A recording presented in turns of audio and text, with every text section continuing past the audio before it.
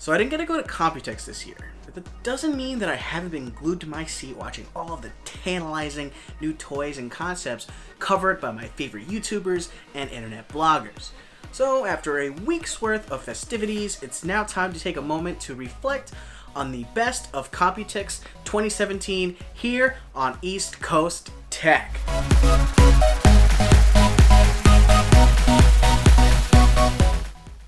What's going on, guys? Andrew here with another episode of East Coast Tech, and I'll be giving you the rundown on my favorites from Computex 2017.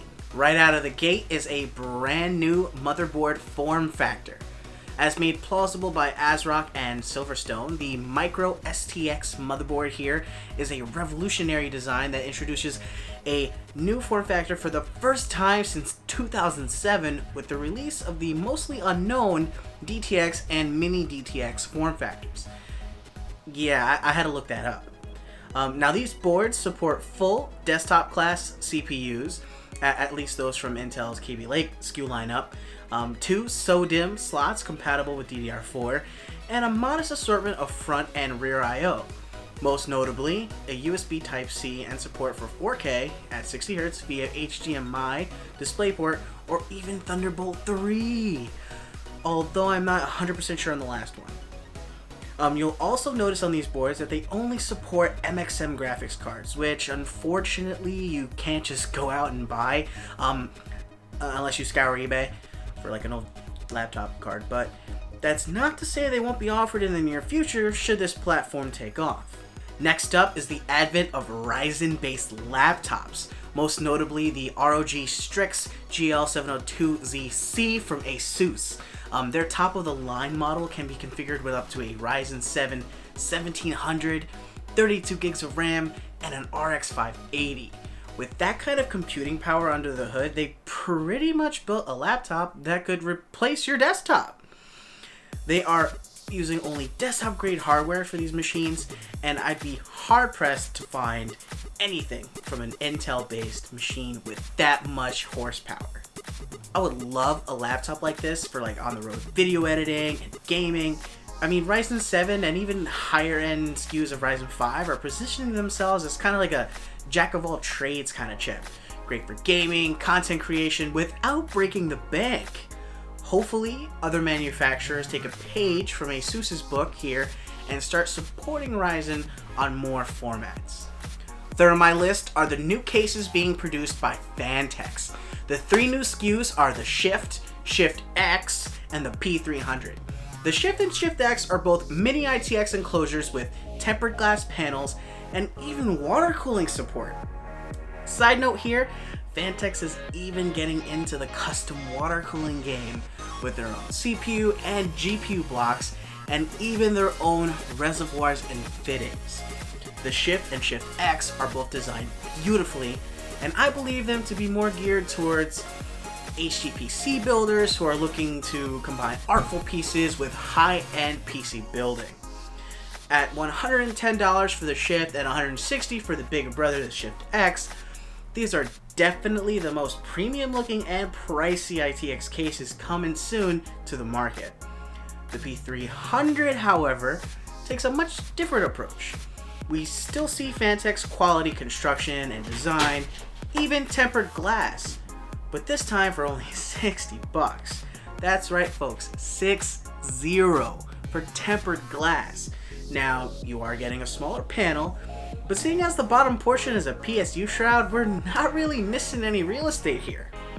The P300 joins the P400 in Fantex's more budget-oriented line and continues its tradition of onboard RGB lighting and the minimalistic Iron Man-esque design for the front bezel.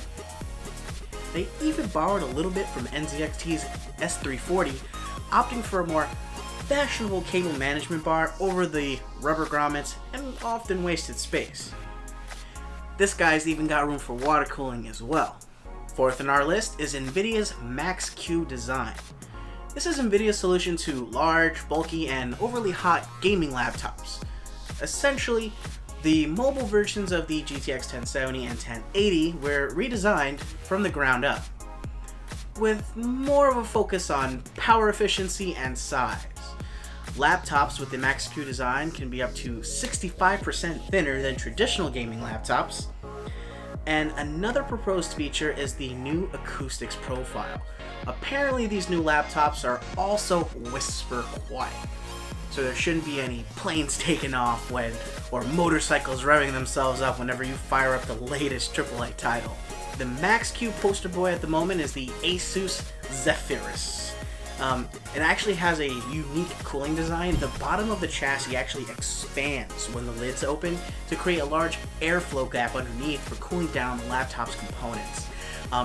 This technology is a tremendous leap forward, as previous gaming laptops were often giant, unpractically clunky, hardly mobile devices. At least here we can actually have a decent mobile gaming experience without the size and bulk. Alright, so fifth are the successors to the Half and Cosmos series from Coolermaster, now with 100% more tempered glass.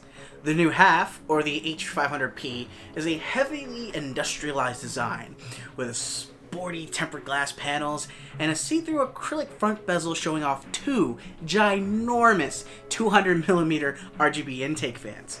This case, although an updated version to the airflow optimized case, it still gives plenty of water cooling support with heavy radiator support inside the chassis. It even includes a vertical PCIe slot for showing off your graphics card. Coolermaster is also featuring the updated Cosmos revision, the C700P.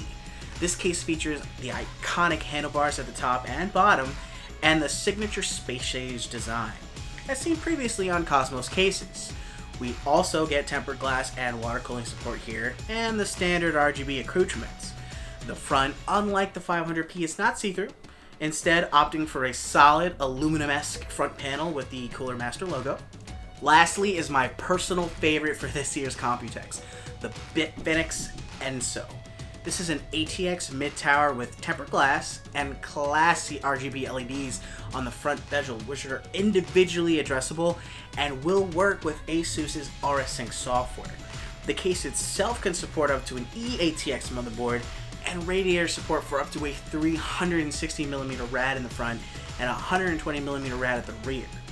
There are fan mounts at the top, but they are not offset, so there really won't be any radiator compatibility there. The case is expected to MSRP for around $80, and this definitely marks a new sleek approach to Big Fenix's line of mostly over-the-top and very aggressive-looking cases. And I'm really looking forward to this being released. Well, that about wraps it up, guys. Thanks for watching. If you like this video, hit that like button. If you hated it, dislike it, get subscribed. Again, this was Andrew with East Coast Tech, and I'll see you next time.